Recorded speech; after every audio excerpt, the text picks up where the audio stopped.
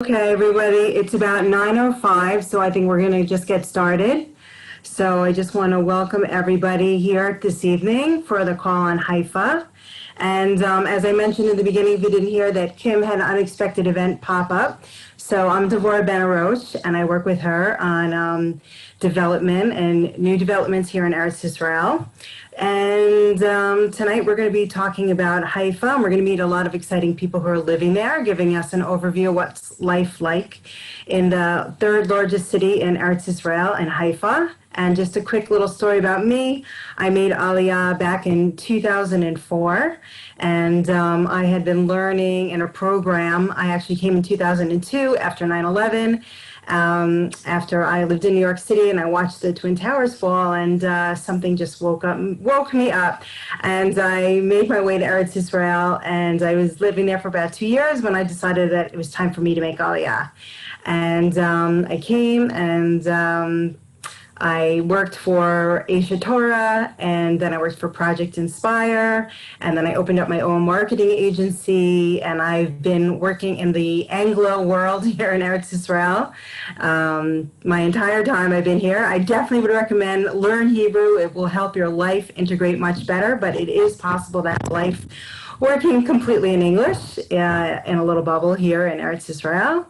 And I live in Ramat Beit Shemesh Aleph, and I like it very much. And I'm excited to meet all the people here tonight coming from Haifa. So I think we're going to start with Smadar. Stroller, how are you? Thanks for coming on the call. And I was just wondering if Smadar, if I share the screen with you, can you show us that presentation? Oh, I have no idea.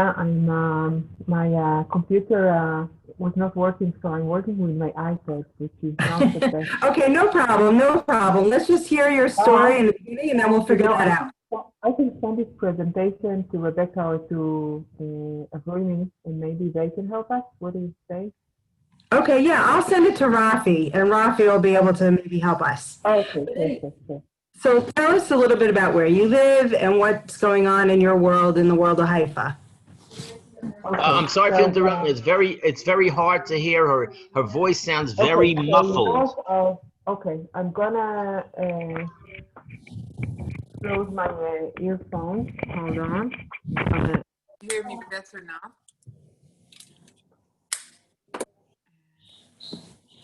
Is working better now? A little bit, yeah. Okay, sounds good. Try and go for it. Let's hear. Okay, 1 second, sorry.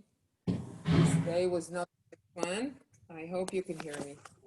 Okay, so my name is Hadar I'm an Israeli, I mean born. I never lived outside, I lived outside of Israel, but I was not making Aliyah.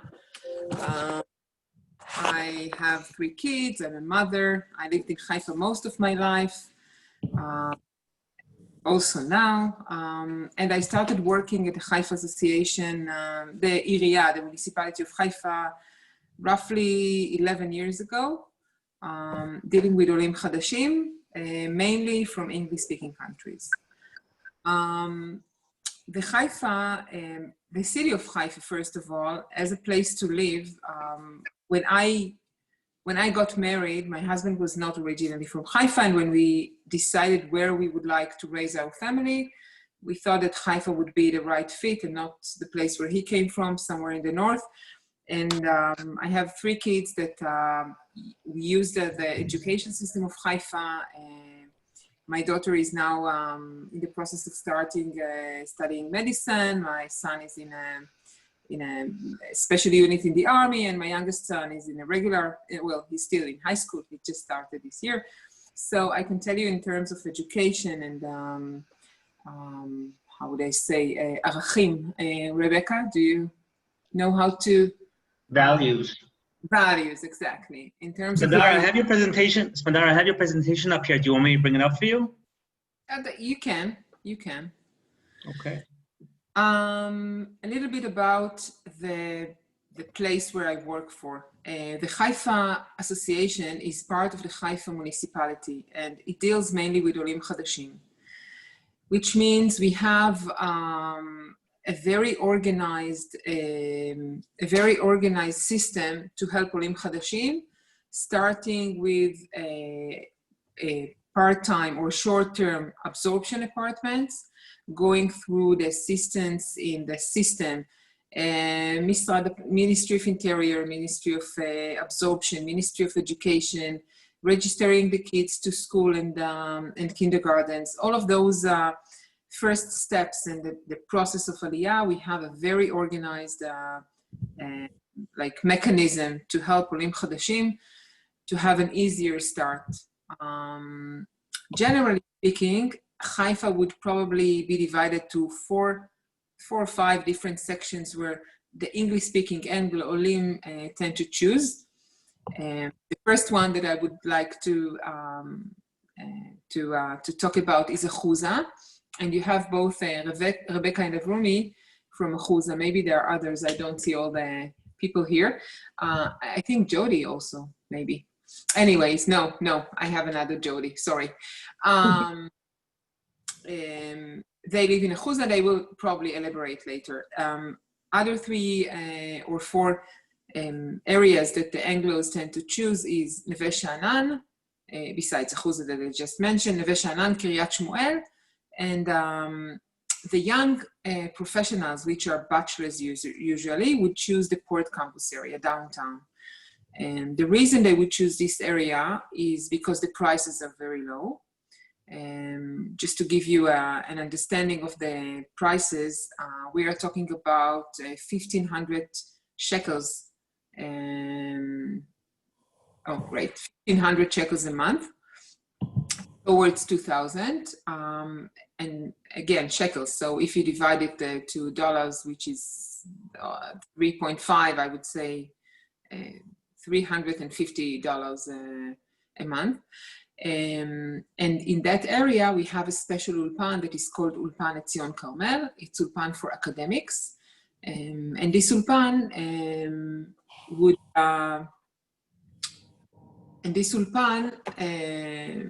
would help the young adults study Hebrew in a more academic way, also in a more intense way.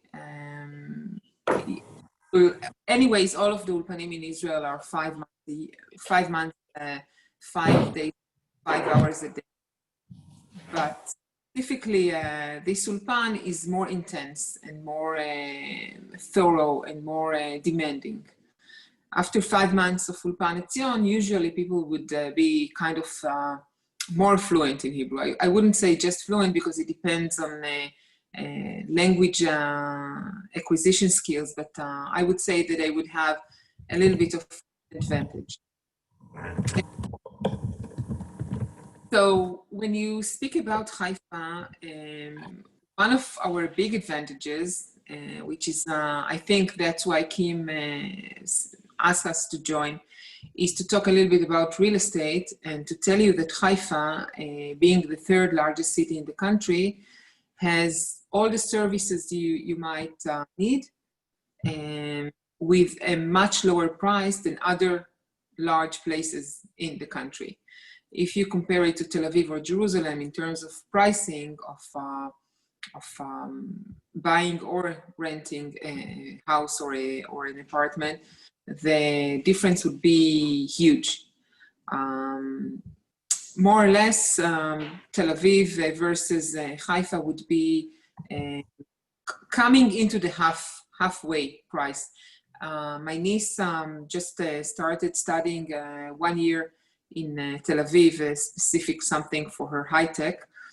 And she rented an apartment for 7,000 shekels. And when I looked at the apartment, I was shocked because it's a very old apartment with a tiny elevator that was built like 50 years ago in a very not well-kept area. And if I would move this apartment to Haifa, for 7,000 shekels, she could have had a cottage, a big house with sites like you see now on the screen, with a new place, with a renovated place.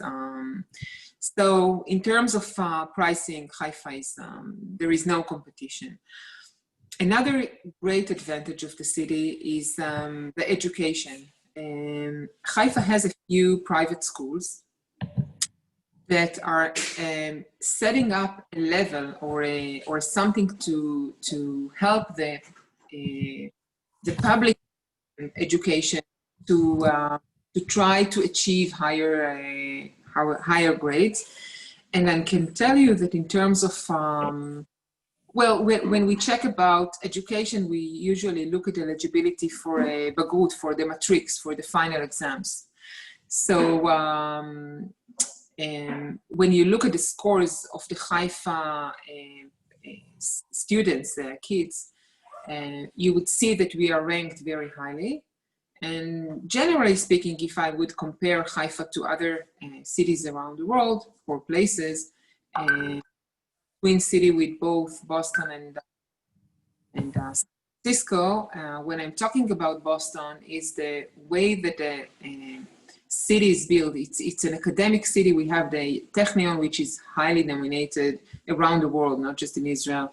And we have the Haifa University, and we have a few colleges. And I mean, there are a lot of, the education is starting from kindergarten all the way at academics, and it's a great place. Like my daughter is going to start now studying at the Technion, so you know it's like the right place to be.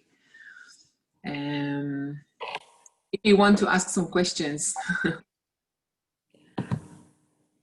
I think what we're going to do is actually we have a bunch of different people who are going to chat about different things.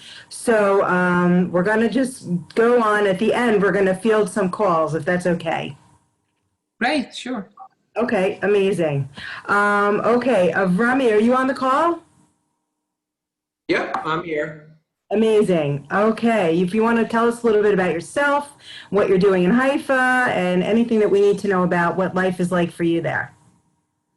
Sure. So I'm a big fan of Haifa, as is probably evident by the fact that I chose to live here. But going back a little bit, I am a recent olim. My family and I moved from the northeast of the United States, from New York City, here to Haifa. I have a little bit of history in Haifa. I visited, as probably everybody on the call, I assume, but maybe not. I visited Israel countless times in my life. And, you know, one of the times that I was here, I was introduced to the city of Haifa, and every time thereafter, I made it a point to always go back, because Haifa, to me, you know, aside from obviously all the other incredibly beautiful places in Eretz Yisrael, Haifa to me represented something that was extraordinarily unique from a natural topography perspective. There's not, that I know of, other than maybe Rosh HaNikra, anywhere else in Israel except the very far north, where you can have this incredible combination of beautiful mountains and ocean and beaches all together in one spot. But the Carmel is extraordinarily unique in that way. It has beautiful mountains, the Carmel, the ancient holy Carmel mountains, and they roll off into the ocean. And so you have these beautiful beaches, and the combination of the two just gives you essentially everything that anyone looking for natural beauty could want. You have mountains, you have sky, you have ocean, you have sunsets. It doesn't get a whole lot better. We're all coming to visit.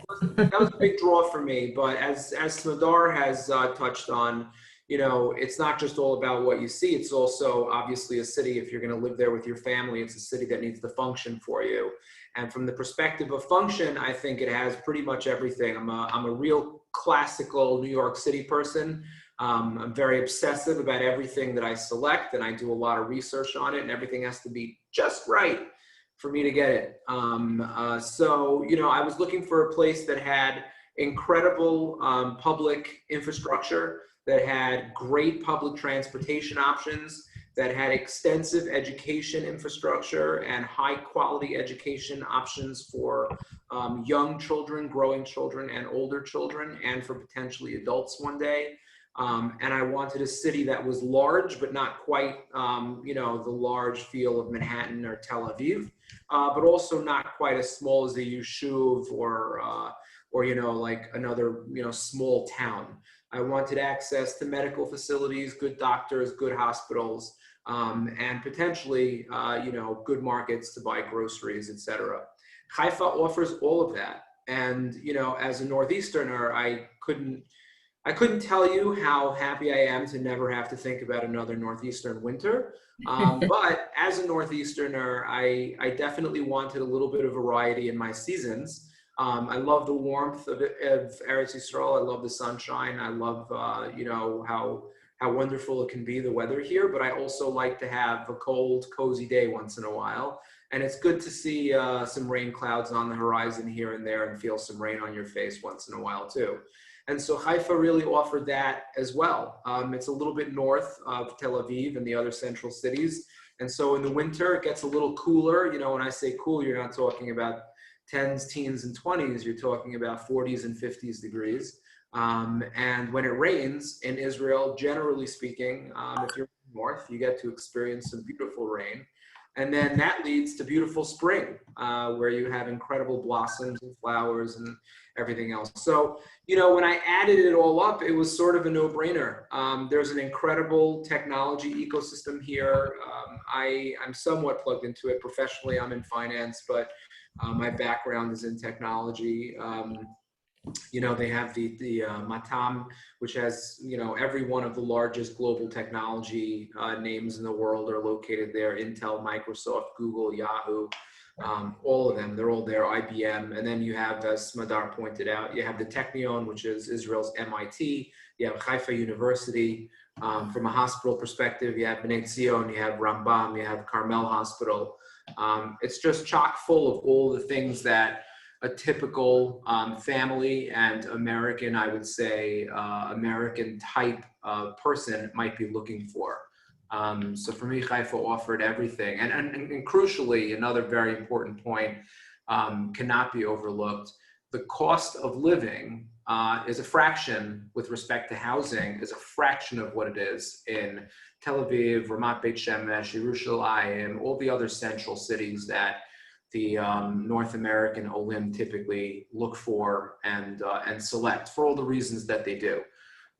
Very, very expensive there, and Israel's an expensive place. And so everywhere that you can find high quality of life for a potentially much lower cost basis, and do that in a way that's not sacrificing accessibility to all these crucial services, and also proximity to the center. It's only a 45-minute train ride from here, which, you know, Northeasterners that 45 minutes is nothing. That's what they do every day in each direction.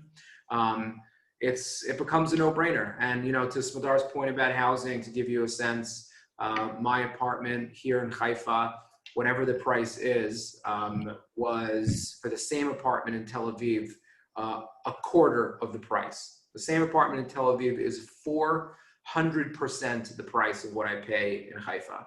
And that's not a small difference.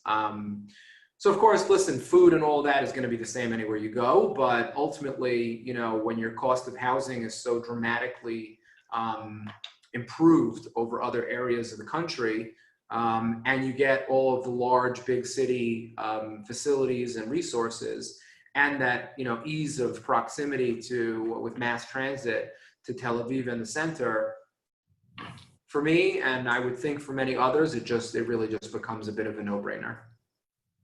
Okay, amazing. So much amazing information. I'm glad you're having a fabulous experience. We're all going to come visit you. And there might be some questions at the end that people may have for you, but I really appreciate you sharing and coming on and joining us. I think we're going to move on to another person who's here tonight, Rebecca Saltzman. Shalom Aleichem. You want to unmute yourself? Yeah, sorry. That's okay. Hi, everybody. I'm Rebecca Saltzman. I am the face behind Balagan Begon. I'm a personal organization expert. I moved to Haifa 6 years ago with my husband and my 3 kids. When we made Aliyah, my twins were in Gan and in the kindergarten, and my oldest was starting the 2nd grade. So I think that Avrami and Smadar said a lot about the city and its specifics. There's not so much I can add to that, so I'll talk a little bit about our experience with schools. basically, part of the reason why we chose Haifa was because, unlike many other Anglo bubbles, there is a small cohesive Anglo group in most of the neighborhoods here in Haifa. So in Ahuzza, where we decided to live, in Neve Shaanan, in Hadar, certainly in Bat Galim, there's a small group. It's a more like single, younger vibe, but it's certainly, there were these like pockets of Anglos in all the different neighborhoods. And we didn't really want to live in a neighborhood where everybody was Anglo. We wanted our kids to be able to integrate, and we wanted our kids to be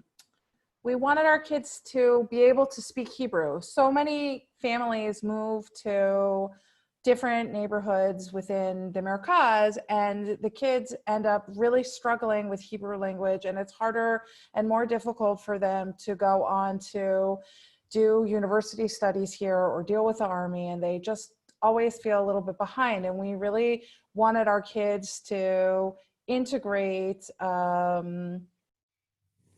earlier on and with more ease. And within about 9 months, they were basically fluent in Hebrew, which I think is a really great achievement. They're definitely not, I mean, the teachers are telling me it's not the same as native Hebrew speakers, because we don't speak to them in Hebrew. We have a rule about speaking to them in English in the house, but they are definitely bilingual human beings, and they're great human beings. And that was really, really, really important to us. Overall, I have found that the school experience is super different than the American Jewish private school experience. And for all the gamut, we now have gone through up to 8th grade already. We're in the 8th grade, and we're finding like a lot of differences, but you know, it's a little bit of a transition to switch from a private school. We also came from New York City. We came from Riverdale. It's a little bit of a transition to switch from a private school to a public school, but a public religious school. But I think the kids are really handling it with grace, and I think that by living here, it has made a difference for their identity as Israelis. And at first it was more difficult, and I think they would have appreciated someplace like maybe Modi'in where they had a few friends and where the kids play baseball. But now when we talk to them about it, they're like, nope, we don't want to leave. We really like it here. And they're super happy. And I think that's a big deal.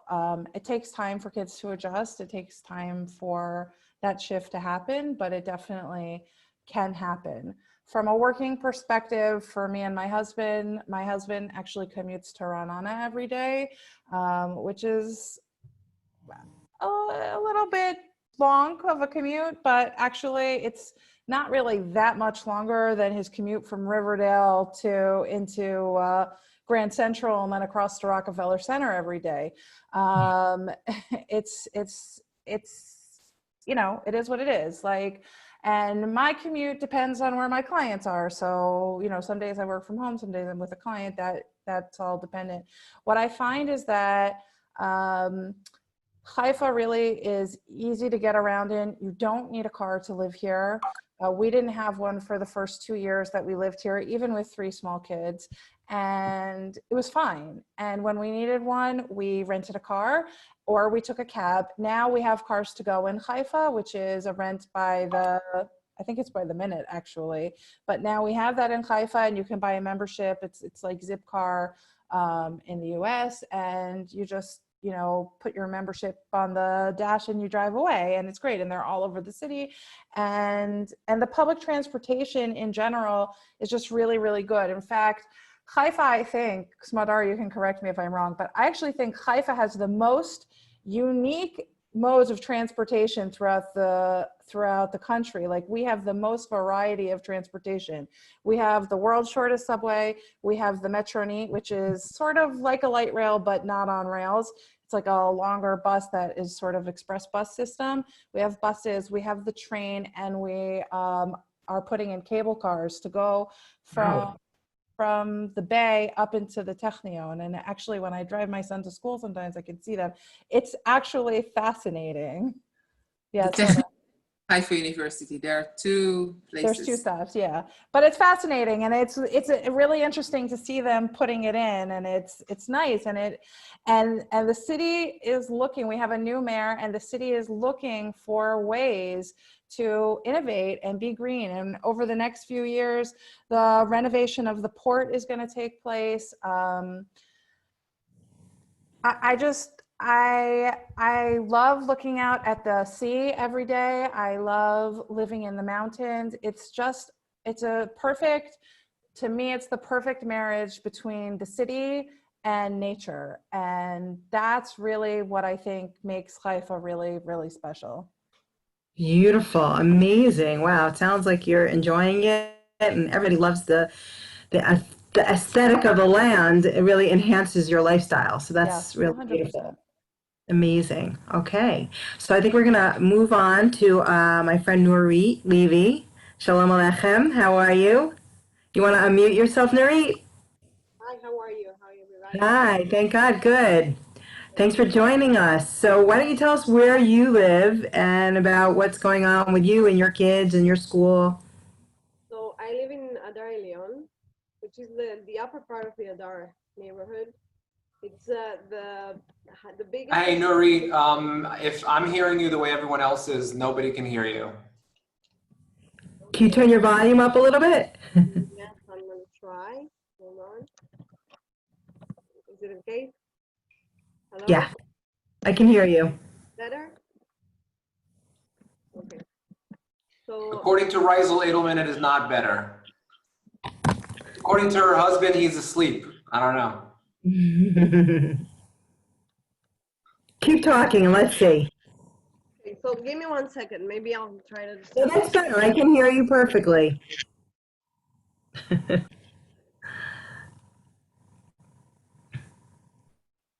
Somebody was asking about a Haredi community, so I will send you afterwards something about Kiryat Shmuel. Okay? And Yeah, you somebody was also asking about an overview of religious life, shuls, and Torah learning. There's a lot to say there. There's a lot to say. There's things, or Is it in better terms, now? can send something about it. Sorry, Nuit. Okay, is it Yes. better now? Can raise your hand if you can hear Nurit. Nurit, talk a little bit. Is it okay now? Can you hear me now? it's better, Yeah. yes. Okay. Yeah. So I live in Hadar Elyon, which is the upper part of the Hadar neighborhood, which is the biggest Haredi community in the area. We came to Haifa 11 years ago because we were looking for a much cheaper way of living, housing, meaning, and we ended up here because we were looking for a Haredi community that was already established, but was open-minded enough to receive a community of Balei Tshuva. And we decided Haifa was mixed enough, and it was multicultural enough to be open-minded, and they had very good schools. So we ended up coming here. I'm very happy here. I was living outside of Jerusalem before, and I felt like I was dying there because I was out of the city. I needed to be in the city, and living in Haifa gave me the feeling of being in a city, but also being in a very quiet environment.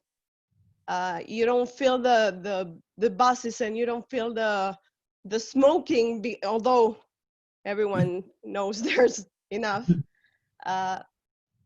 But you because of its nature, you feel you're in a very pastoral, very, I don't know, very green environment, being in the same time in the middle of a city where you have all the facilities, all the commodities you need. So schools here, meaning Haredi schools, which which is what I know.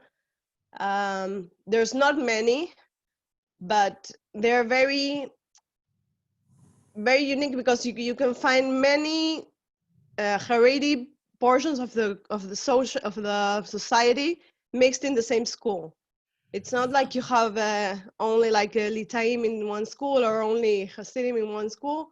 So that was at least at the beginning when we first came. The population, the Haredi population in the last 80 years grew up a lot. So schools started being very small for the population they had. So they started separating. And now schools, they are more differentiated by different populations. Litaim have their own schools and Hasidim have their own schools. So that's what we found, but we came here and we found that because of Haifa, it's a very quiet city. It's at night you have not a lot of nightlife, and we found that our family life grew up a lot. We suddenly felt that we were a lot of time with the kids at home, and we learned to know them better and to have a much richer family life. Very nice. Amazing. Okay. I think we're going to keep going on to the next people, and at the end we're going to answer the questions and get into some more of the details. So is Frank and Celia on the call? Frank, Celia, you're here? Okay, maybe not. Let's keep moving. The Hertzbergs. Any Hertzbergs joining us? Hertzbergs are Frank and Celia. It's the same. Oh, that's so funny. Okay, thank you for clarifying that. I'm guessing that they didn't make it onto the call. And then I also have Lindsay and Brian Agolia. Lindsay, you want to unmute yourself? Yes. Hi. Let me. Hi. How are you? Hi. My husband is disappearing in the corner there. So we are Lindsay and Brian. We live in Ahuzza. We made Aliyah just in January of this year, so we are very new. Okay. We picked Haifa because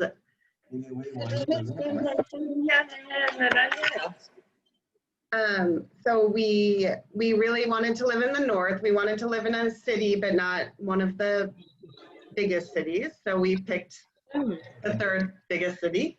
And we're from the Bay Area of California, so it kind of reminds me a lot of San Francisco and where I came from, with the mountains and the beach and all kinds of like what everyone was talking about. We love it here. In terms of neighborhoods, you know, we sort of. We chose Ahuzza because that's where the preschool for our kids was located. We wanted to be very close to it because we didn't want to have to take the bus to school every morning. And also the hospital too, because we had a baby just back in April. Mazel tov.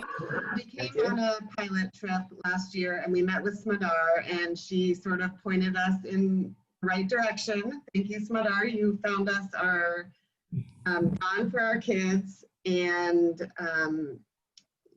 you actually sent us to, there's a conservative synagogue in Ahuzza, and so we went and checked that out.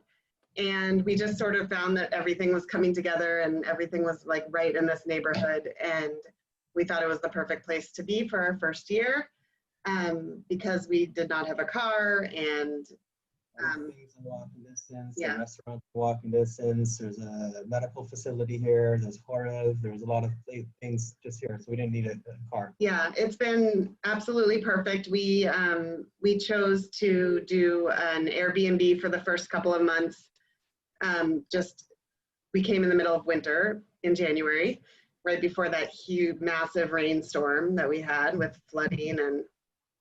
And so we actually, there's a woman in Ahuzza, I'm completely forgetting her name, but she puts out she translates all the Yad Shtaim apartment rental ads. Debbie. Is she Debbie. on this call?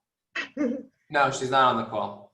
Okay, but that was super helpful. So because we don't know any Hebrew, we're trying, but we came knowing nothing, and so that was how we actually found our apartment.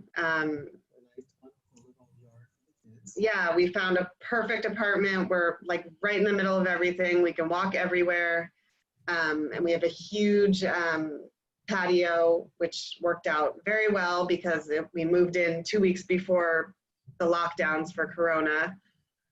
And so we're still able to get our kids outside. And yeah, I had a baby during lockdown. And there's, 3 great hospitals around. I chose to go to the one that was walking distance. So I walked to go have my baby by myself with my mask on. And so, we have a little bit of a different view of things just because the times are so strange, when we came. But yeah, we love Haifa. Yeah, we can, now we did buy a car, just because we wanted it for day trips and for shopping,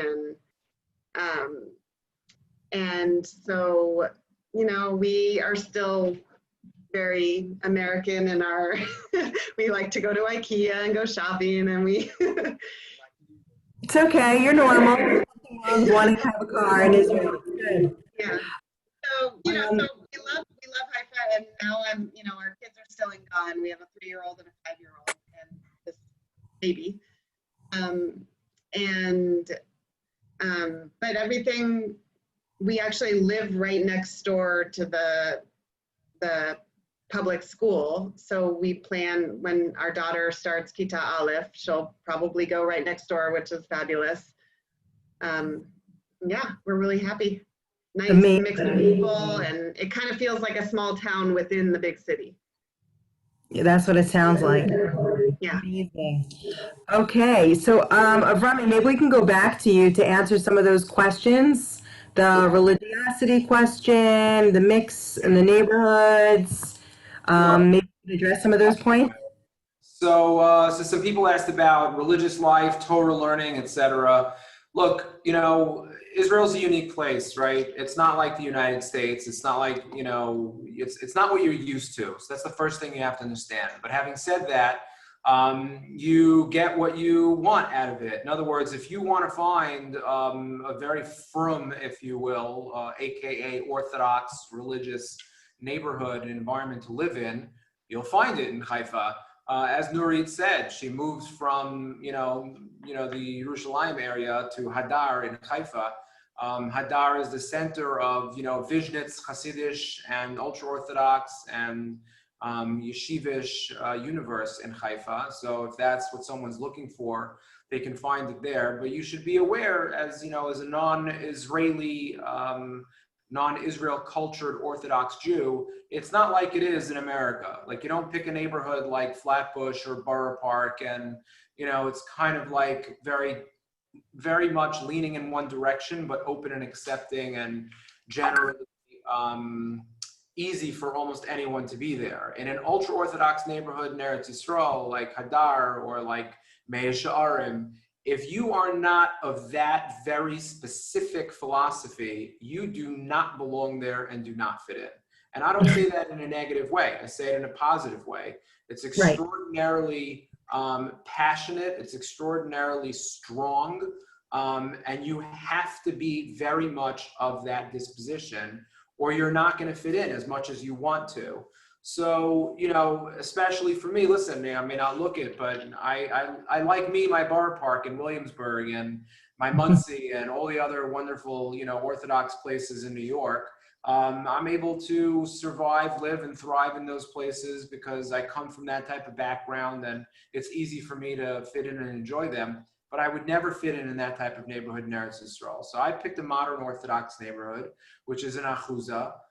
Here, there's a number of Shomer Shabbos modern Orthodox shuls that you can pick from, and there's plenty of people in the community that you can become friends with and that you can build relationships with, and you can live your life in the manner that you choose to observe. In other words, if you want to be learning every day, you can find yourself a shir and a chavrusa, and you can find yourself a community to plug into where you can learn on a daily basis. You just have to look for it. It's a little bit different than the United States, where you can just walk up to somebody and say like, where's the local base medrash? It doesn't work that way here. You actually have to seek out and find the environments that are very much in alignment with your religious hashkafa. And if you don't do that, you're going to be a little lost. Which is, again, not a negative thing. You just have to prepare for it, which means that you have to do the research. And when you're here and you have your feet on the ground and you're looking for a neighborhood or you're looking for a place to live, you have to find people that you can connect to that can help direct you in those paths. So look, my kids go to the what would in America be called the Frum Yeshiva system here, but it's a modern Orthodox Frum Yeshiva system. It's the city public school system, but it's the Orthodox Shomer Shabbos one. I don't even keep track of what it's called. I don't think it's technically Haredi, but everyone's Shomer Shabbos. Everyone keeps kosher. Everyone wears a yarmulke. The Ritzitzis, they learn. They learn every day. The kids daven, etc. You don't have that in the non-religious public school system here in Israel. So I hope that gives you some general overview. Also, by the way, it's not just Hadar and Ahuzza. There's also the Neve Shaanan neighborhood, which has a nice, healthy, I would say, diverse mix of different religious levels, if you will. From extraordinarily frum and maybe even Haredi and some Chassidish to modern Orthodox to Orthodox. Hadar, not Hadar, Neve Shaanan has a relatively diverse community as well. So again, it's a matter of what you want. I think it's here. You just have to decide what you want and where you're comfortable. Amazing. If I may for a minute, can I just comment on that? When we first moved here, my husband wanted to do English learning on Shavuot, Leil Shavuot, and there was nothing except for at the Reform Temple. So he went to that temple and he thought it was nice, but it was only like one shir in English. So there's a community organization that we have in Ahuzza called Merkaz Kehilat Ahuzza, the congregation of Central Ahuzza, right? And we teamed up with them like the following year, we hosted it ourselves in our house, a Leil Shavuot, and then Merkaz Kehilat Ahuzza took it over for us. So when we went to the Kehillah and we said like, this is something that we needed, we made it happen. The matnas in each neighborhood can make things happen. In terms of being religious in different neighborhoods, there's definitely different neighborhoods that do different things. However, each neighborhood in terms of religiosity is very, very mixed, and everybody sort of gets along with other people because that's what Haifa is. It's really a city of coexistence. And it was part of the reason why we moved from New York to Haifa, is because we couldn't stomach like moving to a place where our kids didn't know that there were other people in the world, and there are other people in the world, and there are other people in Israel, and it's a really, really good example of how everybody can get along, and there isn't such discord. There's Christian Arabs here, there's Muslim Arabs here, there's Ahmadim here, there's Druze, there's a large Russian community, some of which are Jewish, some are not. There's regular Christians, Arab Christians, and then there's the gamut of all different kinds of Jews. And so that's one of the things that I think makes Haifa really special. In terms of if you're single and someone asked about if you're single and religious, like you'll be probably better off in an area like Ziv or Neve Shaanan, because that's where all the younger students live, because that's where the Technion is. The Ahmadim are a special group of Muslims who live exclusively in the Merkaz Carmel neighborhood in Haifa, and they follow the Prophet Ahmed, and they are very kind-hearted and special people. Many of them serve in IDF, and they're like a very, very special group of people, and they're very loyal to Israel. They all speak Hebrew, and I think what you'll find, a lot of the differences between Arabs in different parts of the country is that the Arabs in Haifa also work hard to speak Hebrew and interact with the general population here. And I think that that's really, really important, and it's easier to interact with them. And so if you really want to, integrate with Israeli society, Haifa is a great place. But in terms of religiosity, I would say that if you're looking for some place that is a little bit more carved out with more regular learning options, you're probably better off focusing on Neve Shaanan or Kiryat Shmuel. And if you're willing to create your own, then Ahuzza is a great place. Hadar is also a great place. Hadar has a garin where if you speak Hebrew, you'll probably do really, really well. And there's lots of other neighborhoods in between. And the beautiful thing about it here is that wherever you fall in the gamut, you will find a way to integrate in that community, because nobody cares what you do here. We don't judge you. Like, you are who you are, come as you are. We love you the way you are. Like, we're not gonna sit around and talk about you behind your back, because we're happy that you're here. And every person who's coming to Haifa, we're grateful that you're coming. And there's definitely a place for everyone here. Amazing. Rebecca, you spoke so beautifully. Thank you so much. You really gave us a very colorful, full dynamic, as well as you, Avrami, really gave us an essence of what life is like, and the attitudes and the culture, and it's amazing. It's really, really very impressive. I also want to introduce everybody to Rafi Shulman from Olim Advisors. He's one of our partners at Kimbash Real Estate, and lots of our clients work with him and help to make life and integrate in their Aliyah process much, much easier. So I'd like to introduce Rafi. Hi, everyone. Shavua Tov. Thanks, Vora. I think we started working together with Kim and Vora because we share a passion, which is to really help people make Aliyah, and once they get here, to settle in Israel as quickly and happily as can be. My sister and I started Olim Advisors about 4 years ago because we realized that it's challenging. I actually made Aliyah twice. I made Aliyah from South Africa when I was a kid, then lived in New Jersey for about 30 years, and then came back and made Aliyah about 5 years ago. First time around, we lived in Rehovot, and then now we live in Hashmonaim. And even for us, I speak Hebrew fluently. I have the Israeli mindset, a little bit of the chutzpah, and it's very overwhelming, especially if you're in the States or in UK or South Africa, and you want to make Aliyah, but you don't know where you want to live. You don't know where you're going to find a home. You don't know how you're going to find schools for your kids. And so we put together an organization that really helps people navigate through this process. So typically, a lot of our clients will come to us 6 months to a year beforehand, and they'll say, look, I've been planning on making Aliyah, but I don't know where, I don't know how to do it. Nefesh B'Nefesh does a phenomenal job in dealing with the bureaucracy, but then there's all these practical challenges that people have to overcome, and that's really where we come in, is we'll sit down, we'll talk to them, and really try and figure out what they want to do. If they have kids, what they feel is important for their kids, what kind of communities they want to move into, and really help them plan their Aliyah, especially or while they're outside of Israel. Especially now, it's challenging because they can't come and do a pilot trip, and so they need people on the ground. And a lot of the people have friends and family in Israel, but they don't want to burden them. They don't want to. The family might not have the time or the experience to really do a lot of the legwork, a lot of the research that we do for them. So that's kind of the first half of the equation of the process.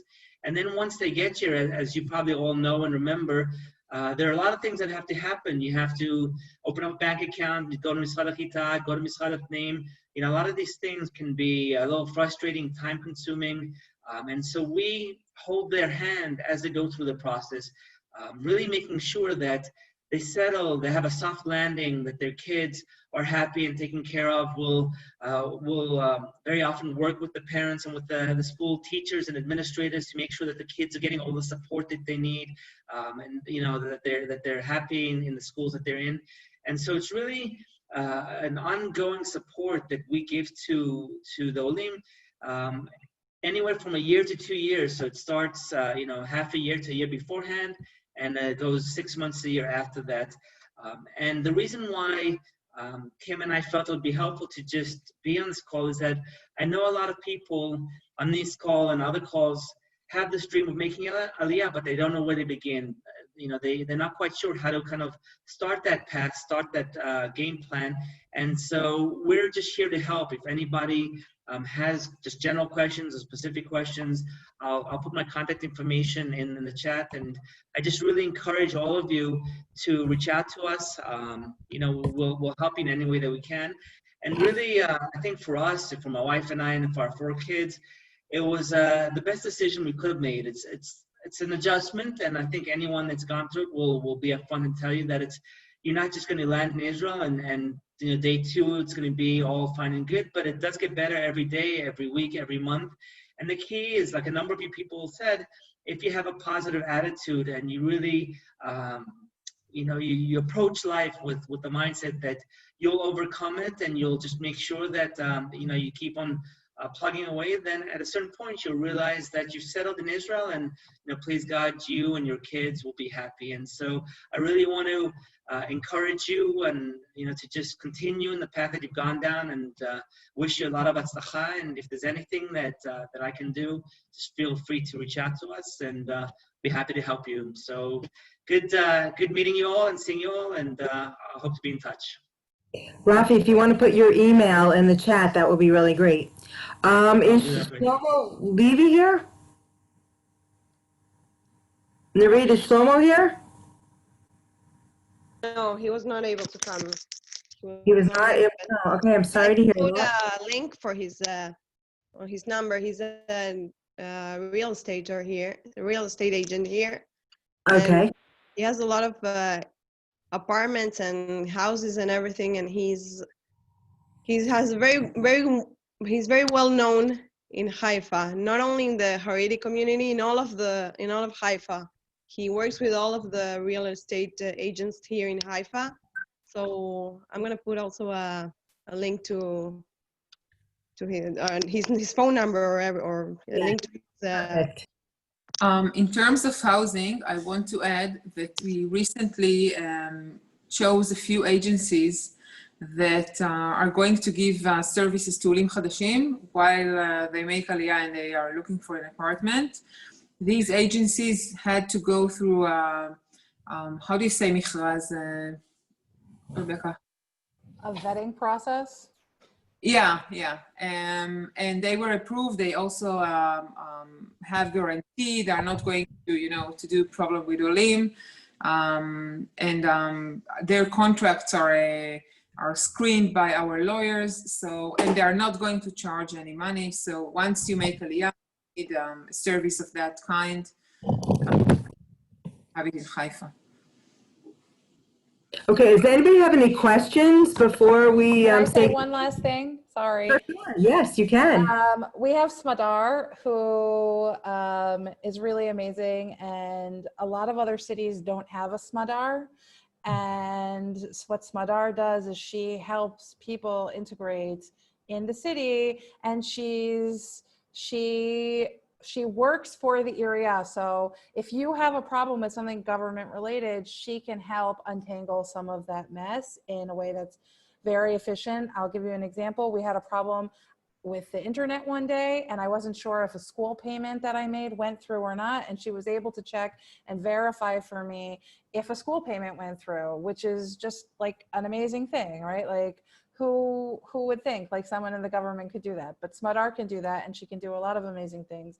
And she helped us enroll our kids with school. And still, if I have a problem, even after living here for 6 years, she's still, whenever I need something, she's available to us and she helps us. And she, that made moving to Haifa so much easier, knowing that there was someone who we could coordinate with who was like official. Very nice. Somebody asked about secular families, and we are a secular family. So I just want to, say somebody else said that every area is very mixed, and honestly, part of the reason I like Haifa and I like Ahuzza is that I feel very comfortable here. I can find things that are open on Shabbat if I want. I like that the other parents that my kids gone, we can message each other and I don't feel, worried. Am I offending anybody if somebody sends a message on Shabbat? And everybody is, there's plenty of religious people and non-religious people all mixed into one, and I like that. I know other people are looking for that. Amazing. Any other questions? Anybody want to ask? There was a question of some of the benefits available from the government for new olim. Hadar, do you want to take that one? Okay, so the main benefits is having a temporary apartment. The Saltzman had it, and also I think Rumi also had it. Yes, they did.